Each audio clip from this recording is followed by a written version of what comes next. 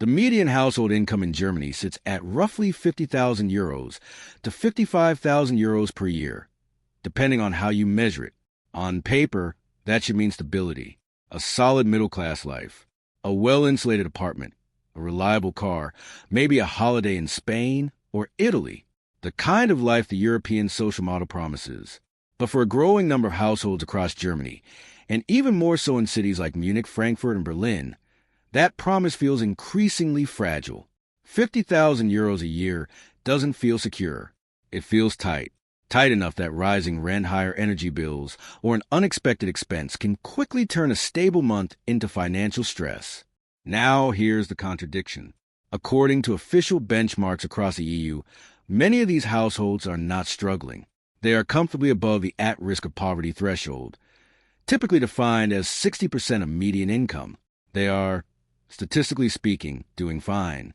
So we're left with a question. If households above the official threshold feel financially stretched, then either expectations have changed dramatically, or the benchmark no longer reflects reality.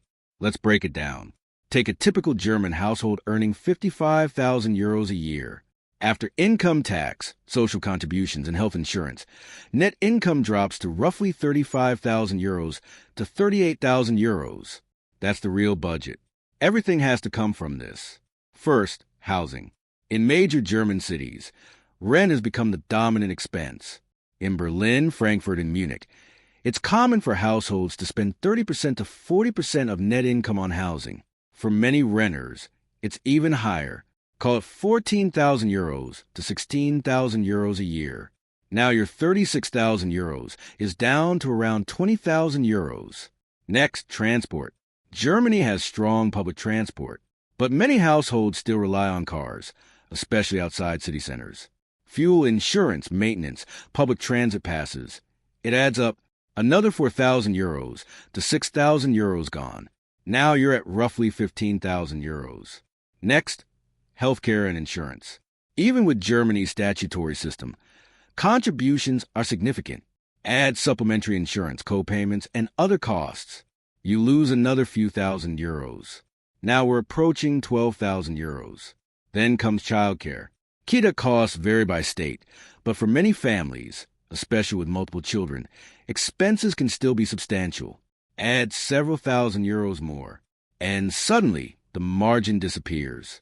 No luxury spending, no aggressive investing into ETFs, no meaningful savings buffer, just the cost of participating in modern economic life. And that's the key idea. Most of these expenses are not optional. Housing is required. Transport is required. Childcare enables both parents to work. These are fixed costs, not luxuries, baseline requirements. So how do official benchmarks miss this? To understand that, you have to look at how poverty thresholds are defined in Europe. Unlike the U.S. system, the EU uses a relative measure, 60% of median income. It tracks inequality well, but it doesn't measure actual living costs. And that's the gap, because over the last 2 decades, the structure of household spending has fundamentally changed. Housing costs have surged, especially in urban economic hubs like Frankfurt, home to the Frankfurt Stock Exchange. Energy prices have become volatile. Insurance costs are rising. Childcare demand has increased.